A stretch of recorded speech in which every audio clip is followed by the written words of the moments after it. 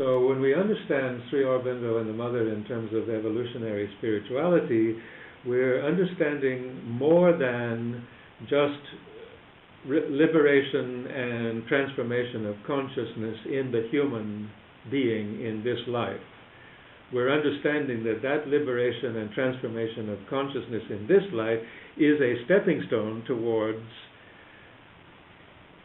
another evolutionary era and arc of possibility that is not currently really even imaginable.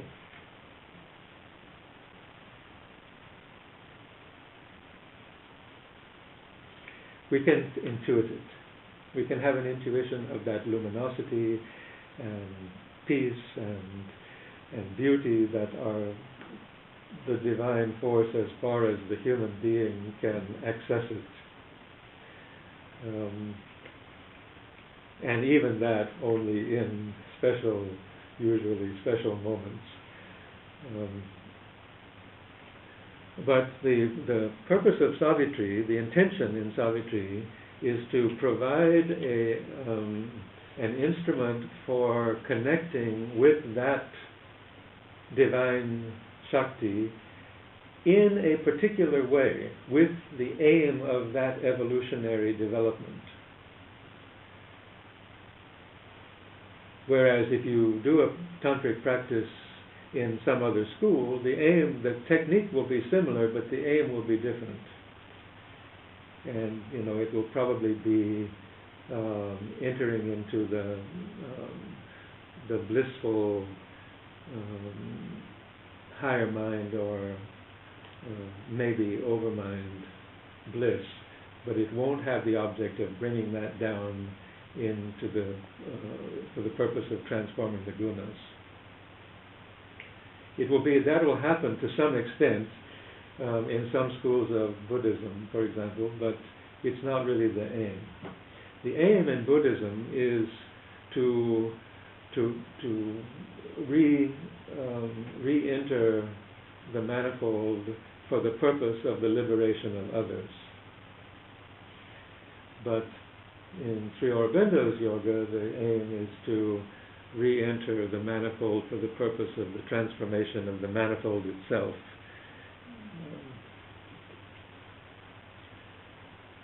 So the principles and techniques of Sutra and Tantra have been utilized by Sri Aurobindo for the purposes of an evolutionary spirituality.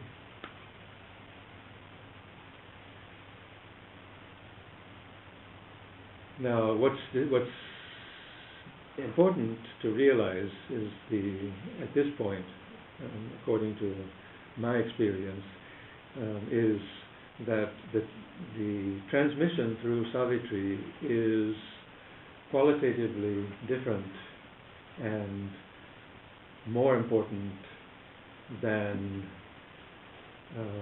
we might think, because it represents that tantric energetic to transform the gunas, and not just to achieve devotion and peace and liberation and surrender and all of those things which are the movement, the primary or initial movements of yoga. It goes beyond that. And it's not literature per se. It's not something that we should understand as epic poetry. And that's why Savitri is not widely read and studied in English literature, because that's not its purpose. Its purpose is to invoke and manifest a divine energy in the purified human vehicle who aligns the psychic being with that intention.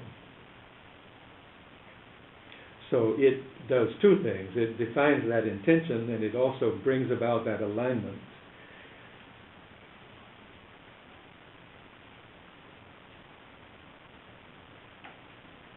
It's automatic. Pardon? It sounds like it's automatic. The result is predictable. Mm-hmm. It's not automatic.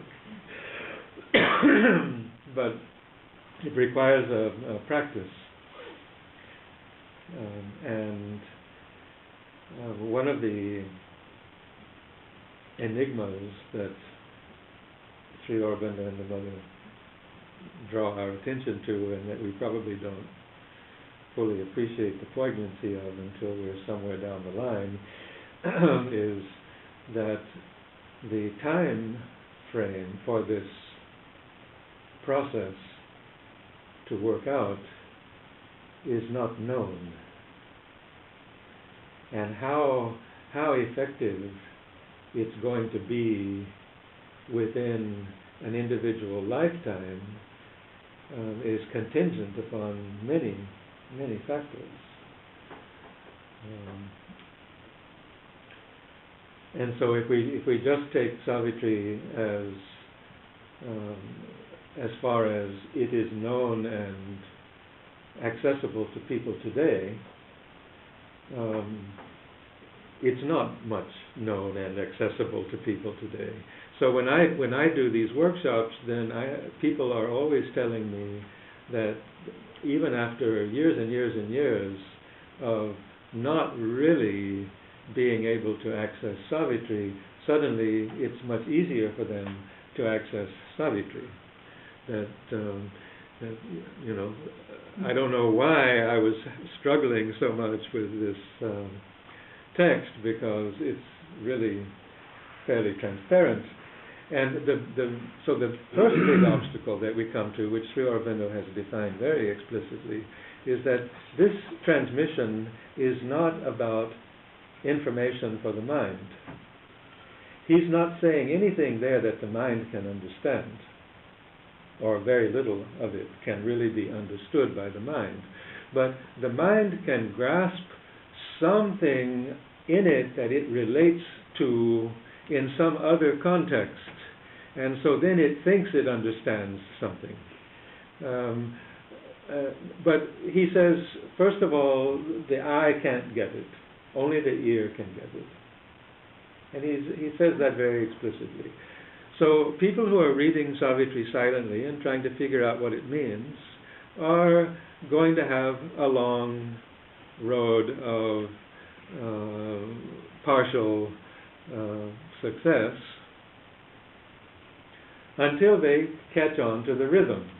And then once the rhythm is grasped, one stops thinking about it and simply feels the energy and hears the word. And it's not meant to be interpreted the way we normally try to interpret poetry. He says everything that has to be said, and it's only necessary to keep listening. And the more one listens, the clearer it gets. And then beyond that, as he says, what the content is infinitely more than what the words express. It's the rhythm that is carrying a quality of being and an understanding of that quality of being, which is different from our mental experience of life. And so we're being taught to be in that way of experiencing life from time to time, and perhaps it will become a habit. And when it does become a habit, it's a much more, much less personal, much less mental and judgmental, and much more universal and dynamic way of experiencing life. And that's just the bare beginning of getting beyond our mental habits. So can there be a possibility of consciousness that resonates directly and intimately with the evolutionary process itself? And Bergson said yes. And so it's not just Sri Aurobindo.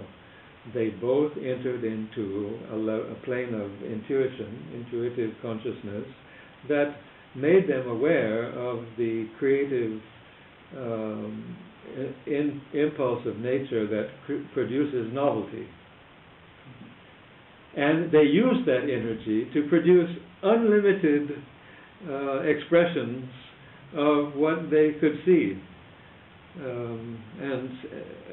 So this kind of poetry, or the philosophy of Sri Aurobindo or Bergson or someone like that, is a living demonstration of what it means to tune in to creative evolution, and then to reflect, as he just said in those lines this morning, to see the without from the within, and to understand reality in living symbols. So the symbol is actually the reality to the consciousness that composes it. It's much more than a symbol. When one has that connection with reality itself. And at that point, subjectivity and objectivity dissolve from being the abstract mental formulas that they are.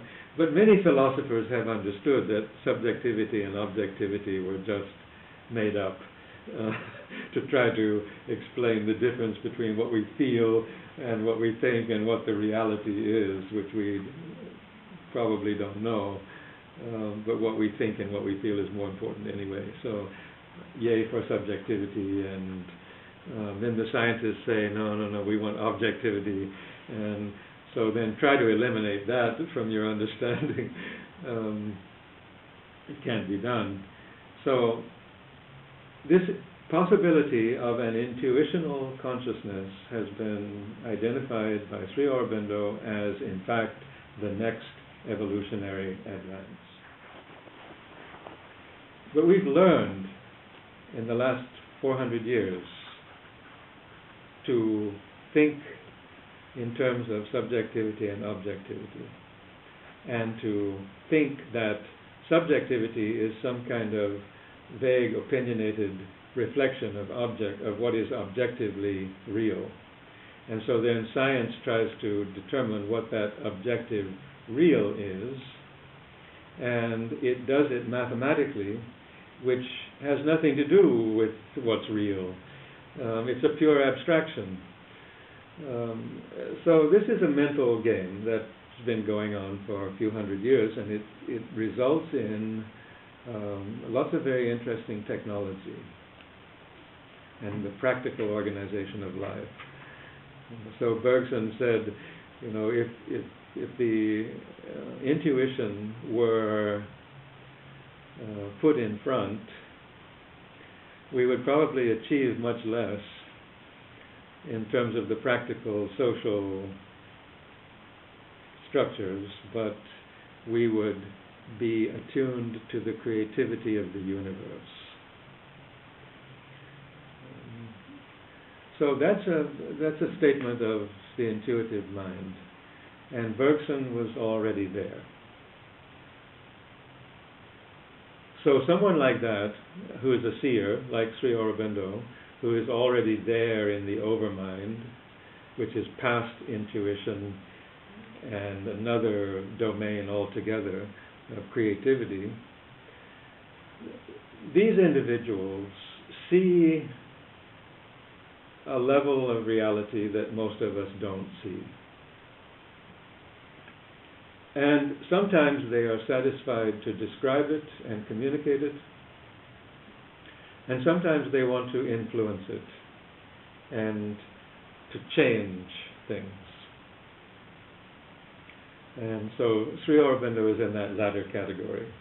And so we heard this morning that he really decided that all of these illusions of the human being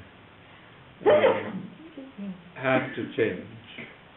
And it's necessary to break through the mental barrier and enter into that cosmic consciousness. And so that becomes the primary movement in Savitri. Aswapati is always breaking through, he's negating, he's going into the silence, he's ascending, and he's breaking through some level of already established understanding and perception into another level. Savitri does the same thing in her yoga, and at the end of Savitri's yoga, she enters into the cosmic consciousness by living in the silence totally, by absolutely negating her personality. So he demonstrates that it's possible to live in that eternal calm and still function in the body, in society, but without any personality being involved in it, to just allow what is already evolved in nature to take care of everything and to minimize the personal response to things and stay in that calm equality for as long as it takes until the divine Shakti takes over completely. And then the instrument is just a transparent channel for the creativity of the universe. And there can never be too much or too little energy in that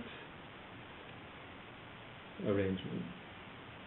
So we have limits, we can't really exceed those limits by our own efforts. The energy to go beyond comes from somewhere else, and it comes in proportion to what we're capable of. And so